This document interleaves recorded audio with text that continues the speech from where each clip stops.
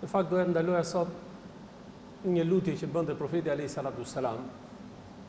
Dhe ne do të kuptojmë që lutjet më të bukura, lutjet më të mira dhe lutjet më të pranueshme janë ato lutjet të cilët kanë ardhur nga i dërguari i Allahut, sepse konsiderohen lutje hyjnore. Lutje që Allahu ja mësoi profetit alayhi salatu wassalam dhe i dërguari i Allahut sallallahu alaihi wasallam lutesh me të. Pra që do thotë se janë lutje të bukura, të zgjedhura dhe të pranuara tek Zoti. Profeti sallallahu alaihi wasallam vjen një hadith i cili thotë Abu Huraira radhiyallahu anhu, thotë se profeti alayhi salatu wasallam ka thënë, cili do që ulet në një mexhlis, pra në një tubim, pra jemi grup njerëzish, ulen me njëri tjetrin, në një xhami, në një shtëpi, në një tavolinë, pra ku do qofshin, thot profeti alayhi salatu wasalam, cili do që ulet në një mexhlis, pra tubim, dhe aty shtohen fjalët e kota, sepse në takime mund të ketë që njeriu mund të flasë ndonjë fjalë që realisht mund të jetë e kotë. Dhe para se të largohet, thot profeti alayhi salatu wassalam, nga ai mexhlis, nga ai tubim, nga ai tavolin apo nga ajo mbledhje, thot profeti alayhi salatu wassalam dhe thot, pra të thot ky person çfarë? Thot i lartësuar qoftë o Allahu im, pra i lartësuar qofsh o Allahu im. Ty të takon falënderimi. Dëshmoj se nuk ka të adhuruar të vërtet përveç teje. Kërkoj faljen tënde dhe tek ti pendohen. Thot profeti alayhi salatu wasalam ai i cili bën këtë lutje, thot këtij njeriu do t'i shlyhen ato që ka folur në këtë mexhlis. Pra, atij njeriu do t'i falen mëkatet, do t'i shlyhen ato gabime që ka bërë dhe që ka folur në këtë mexhlis. Pra, në momentin që ai takohet me dikën, bën një takim, një bisedë mes miqve, në fund para se të çohet, para se të ngrihet, le të thotë këtë dua, siç thot profeti alayhi salatu wasalam, Subhanak Allahumma wa bihamdik, ashhadu an la ilaha illa ant, astaghfiruka wa atubu ilaik. Kjo është lutja. Thot profeti alayhi salatu wasalam, atëherë thot këtij njeriu do t'i shlyhen ato që ka folur në këtë mexhlis. Pra kjo është duaja që ta themi edhe një herë, duaja do thot, pra Subhanak Allahumma wa bihamdik, ashhadu an la ilaha illa ant, astaghfiruka wa atubu ilaik. Kjo është lutja që bëhet, që quhet lutja ku njeriu mbaron takimin e tij ose atë takim që pati mes miqve, mes shokëve, mes kolegëve apo çfarë do lloj, pasi mbaron, ngrihet dhe thot këtë dua.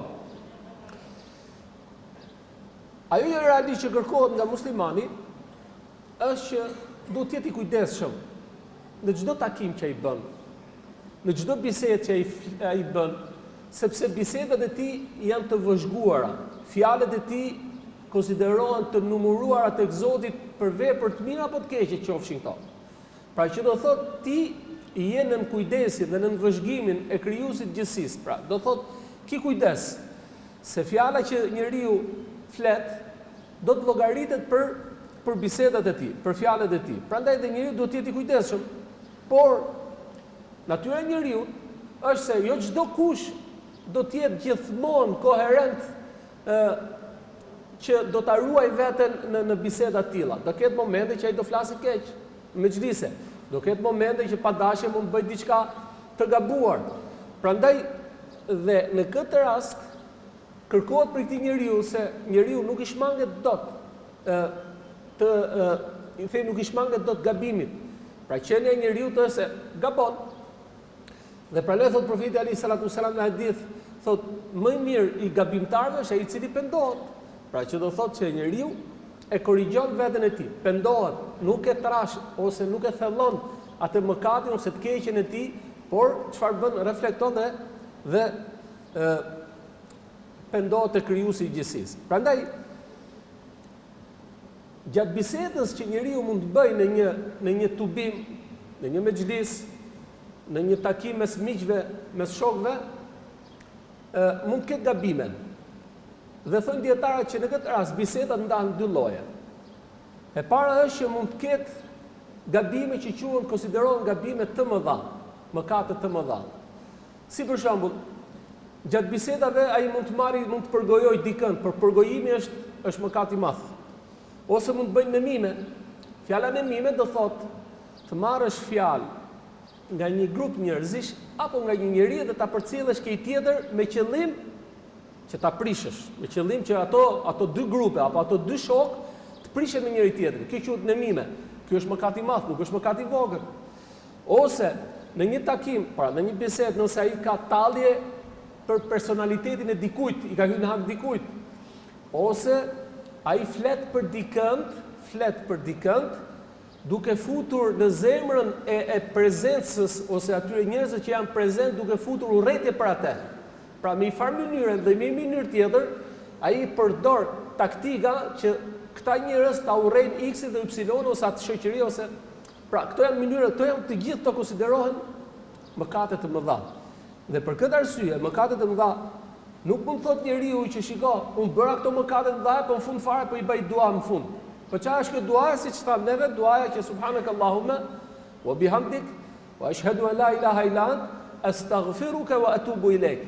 Nëse e them këtë dua, më falen gjithë ato gabime që bën Adam Panxhiris. Ja. Këto gabime nuk i fal kjo dua. Kjo lutje që ti bën mbas këtij takimi, kjo lutje nuk ti fal këto mëkate. Këto mëkate konsiderohen mëkate të mëdha. Dhe mëkatet e mëdha kanë specifikat e veta. Mëkatet e mëdha do të thotë që përveç pendesës që ti duhet bash tek Zoti, dhe duhet të kesh një keqardhje për atë që ti ke bërë, dhe duhet ta vendosësh ke zemra dhe ke shpirti jot që ti kur nuk do t'i kthehesh më atij mëkati, dhe e fundit është do shkosh ta takosh personin, ti kërkosh hallalin. Nëse dikujt ti ke përgoju, ke fol për atë se ai është kështu, është ashtu, i ke hyrë në hak, duhet t'ia kërkosh atij, ti thush, m'fal, ore njerëz jemi edhe të kam përgoju që ai ta lejoj ose ai ta bëj halal. Ose nëse dikujt ti ke bërë nemime, pra ke marr fjalën e dikujt qëllimisht për të ngatruar njerëzit me njëri tjetrin, ose e ke keq përdorur fjalën e X-it me qëllim që ti të ngatrosh atë njeri me të tjerët, pa patjetër që kjo kërkon që ti të takosh personin dhe ti kërkosh halalin, ose përndryshe nuk ta fal kur kjo lutje që ti bën në fund të mexhlisit, ose në fund të tubimit, ose në fund të takimit që ti bën me këta njerëz, thu unë po bëj këtë dua dhe po më fal Zoti gjithë. Ja. Sepse mëkatet e mëdha nuk i fal lutja, po i fal pendesa e sinqert, dhe nëse i ke hyrë në hak njerëzve, kërkon që ti kërkosh halalin atyre. Thot profeti Ali sallallahu alaihi wasallam i hadith, thot kur i ndodhi ditë sahabët e tij, i thot e të drune me një muflis, i thot sahabëve, shokëve të vet, a e dini kush është muflisi? Në gjuhën arabe, muflis është ai njeri i cili është i themi ka falimentu. Muflis është njeri i cili ka shpall falimentin. Dhe sahabët e dishin dhe thanë, po i dërguar i Allahut, muflis tek ne, pra i falimentum tek ne është ai i cili s'ka as pasuri, as plaçka, as rrobe. Tha profeti Ali sallallahu alaihi wasallam, jo, nuk është ky në fen tonë. Tha muflis ke umeti im është ai njeri i cili është i pasur. Me çfarë është? Është me namaz, është me agjerim, është me zakat, është me haxh. Pra i ka bërë 5 shtyllat e Islamit. Ka bërë vepra të mira. Por thot në ditën e Kiametit, kur dali, ka goditur filanin, ka përgoju filanin, ka bërë nemi me filanit, i ka bërë padrejtësi filanit, dhe gjithë ato do vinë të marrin drejtat e tyre. Se në atë kohë ose në ditën e Kiametit njeriu nuk do ta shpërblej ose nuk do ta dëm shpërblej tjetrit me pasuri, me lek, nuk funksionon legu atë ditë. Njerëzit atë ditë kanë nevojë për sevape. Ose nëse s'ke sevape, gjinafet që ka personit ja japi atij. Shpëtoj. Ditën e Kiametit njerëzit shpëtojnë o për shkak të veprave ose dështojnë për shkak të mëkateve tyre. Do thot profeti Ali sallallahu alaihi wasallam, do të vi personi dhe i thot, o Zot, ka hyrë hak, dhe ja marri sevapet. Do vi tjetri thot, ka përgoju, dhe i marri sevapet. Do vi tjetri thot, o Zot, ka bërë padrejtësi, dhe i marri sevapet. Derisa thot profeti Ali sallallahu alaihi wasallam, ky falimenton. Pra me atë pasuri të madhe që kishte, namaz, pra sevapi namazeve, sevapi agjerimit, sevapi zakatit, sevapi i haxhit. Pra ky falimenton. Por vazhdojnë njerëzit vinë se kërkojnë drejtën e tyre, se ky ka bërë zullum. Dhe thot, ky s'ka më ç'a jep. Atë njerëzit do vinë të japin gjinafet e tyre. Dhe ja japin atij. Pra atë aq sa ajo vepër meriton dhe ja japin gjinafet. Vjen tjetri jep gjinaf derisa i ngarkohet. nga sevapi që kishte, falimentoi, s'ka më sevapi, tani mori gjenafit. Dhe thot profeti alayhi salatu selam, merret, ka që ngarkohet me gjenafe, merret i poshtëruar dhe hudhet në zjarr. Subhanallahu. Ky është i falimentumi. Prandaj njeriu duhet të jetë i kujdesshëm. Prandaj dhe profeti alayhi salatu selam në këtë hadith neve na orienton, na këshillon dhe na tregon që shiko se njeriu mund të bëjë mëkate, por na ka treguar disa mënyra dhe forma se si njeriu mund të shlyejë mëkatet e tij. Për shembull, profeti alayhi salatu selam na thot, namazin nga namaz, agjerimin nga agjerim, janë falje e mëkateve të njeriu përveç mëkateve të mëdha. Mëkatet e mëdha nuk ti falin adhurimet që ti bën. Mëkatet e mëdha duhet patjetër që ti pendohesh, kërkon një pendim të sinqert, dhe nëse i ka hyrë në hak tjetri, duhet t'ia kthesh atë që i ke hyrë në hak. Nëse dikush i ka marrë tokën dikujt në mënyrë pa drejtë, është më i fortë se ai, e ka terrorizuar me format e tij dhe me ato mënyrat e tij dhe e ka marrë tokën, po. Ai thotë unë pendohem ke Zoti, ti pendohu por ti atë tokën ditën e Kiametit ty do të varen 7 toka në qafë, sepse i ke hyrë në hak tjetër dhe ja ke marrë në mënyrë pa drejtë, apo i ke vjedh dikujt, apo i ke marrë diçka, apo ke përgoju, pra që do thotë kjo duhet patjetër ti kërkosh halalin. Dhe në këtë rast nëse i ke marrë diçka t'ia kthesh, apo nëse ke përgoju ti thosh o filan, kërkoj halallukun, pra kërkoj që ti ma bësh halal me qëllimin se njerëz jemi të gabu. Pra që do thot njerëzit e kanë atë harmoninë dhe tolerancën me njëri tjetrin për të toleruar dhe për të falë njëri tjetrit, sepse Zoti xhelel xhelalu në Kur'an na tregon shumë herë që thot më e mira për besimtarin është të fali, sepse falja dhe toleranca tregon atë nivelin e lartë të besimit dhe të moralit dhe të karakterit të muslimanit. Ai që fal nuk është frikacak. Ai që fal është fisnik. Ai që toleron është njeri i madh dhe nuk është njeri i vogël. Përgjithësi njerëzit e vegjël e kërkojnë në detaje, po ai që është i madh edhe toleron dhe fal. E rëndësishme është që dietarët thonë se në këtë lutje të profetit alayhi salatu selam që t'i kthehemi lutjes, kur njeriu në një bisedë, në një takim, në një tubim, në një mexhlis mes njerëzve, miqve apo të ndryshëm, pas këtij takimit thot dhe bën këtë lutje, thot i falen këtij njeriu ato gabimet që ka bërë në këtë mexhlis. Se qëllimi i Islamit është që njeriu të largohet në çdo takim që bën, të jetë i falur dhe të jetë njeri i pastër prej mëkateve dhe gabimeve. Sepse njeriu nuk shpëton dot prej gabimeve, por nëse janë gabime të cilët nuk i ke hyrë në hak dikujt, janë gabime që janë gabime të vogla, patjetër që ti fal namazi, ti fal dhikri, ti falin këtë lutje, lutje që ne po flasim, ti fal sadekaja, ti fal agjerimi e kështu me radhë. Kurse gabimet e mëdha patjetër kërkojnë që besimtari duhet bëjë një pendes të sinqert me ato kriteret që ne përmendëm, dhe nëse i ka hyrë në hak dikujt, duhet patjetër që ti kërkojë halalin. Kjo është e para, që mëkatet e mëdha duhet pendes, nuk ti fal kjo lutje.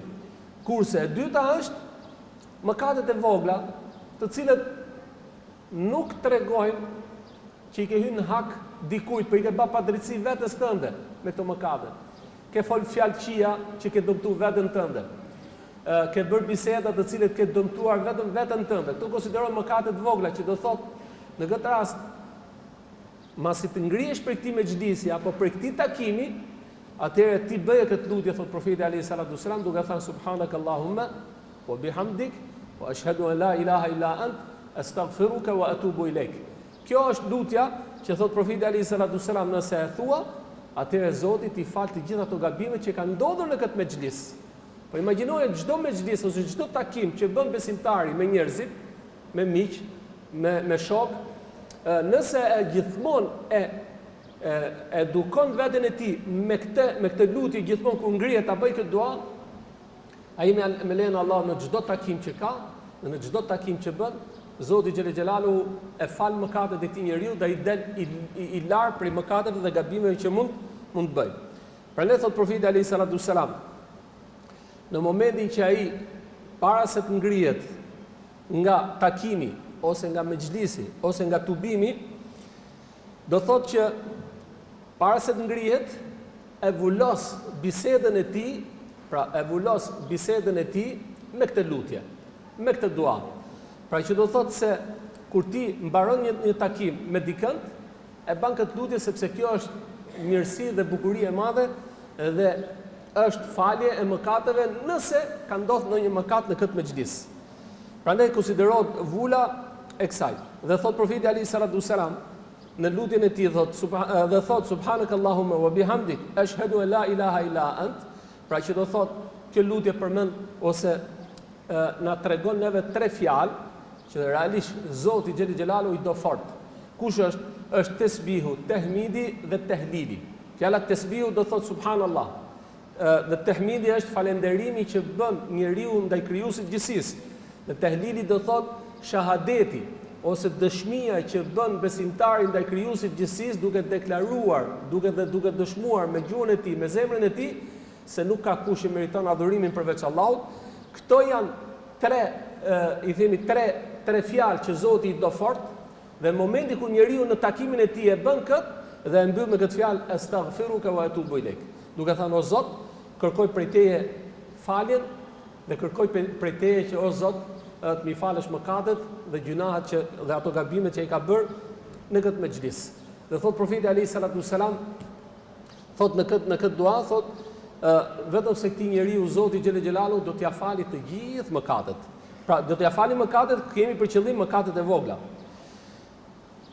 Sepse mëkatet e mëdha, ne tham, kërkon një trajtesë ndryshe, kërkon ato kriteret dhe ato kushtet e veta që do thot pendesa e sinqertë, heqja e dorës me njëherë, vendosja ke zemra jote që ti kur nuk do t'i kthehesh më këtij mëkati, dhe nëse i ke hyrë dikujt në hak, ti duhet t'i kërkosh halallin atij personit për gabimin që i ke bërë ose për atë hakun ose për atë padrejtësinë që i ke bërë këtij njeriu. Thonë dietarët i falen mëkatet. Kjo lutje nuk është vetëm thjesht lutje që quhet lutje në biseda të hapura, por kjo lutje mund bëhet edhe në mexhliset e dhikrit, në ato tubimet ku njeriu ka për qëllim lavdërimin, madhërimin e krijuesit gjithësisë që e bën. Edhe kjo lutje mund bëhet, pra edhe në këto takime të bekume dhe në këto takime të begata, sepse në këtë rast kjo lloj lutje, sikur se ka ardhur në hadithin e profetit alayhi salatu wasalam, konsiderohet vul. Vjen një hadith, profeti sallallahu alaihi wasallam thotë i dërguari i Allahut sallallahu alaihi wasallam që në mexhliset e dhikrit, nëse bëhet kjo lutje, është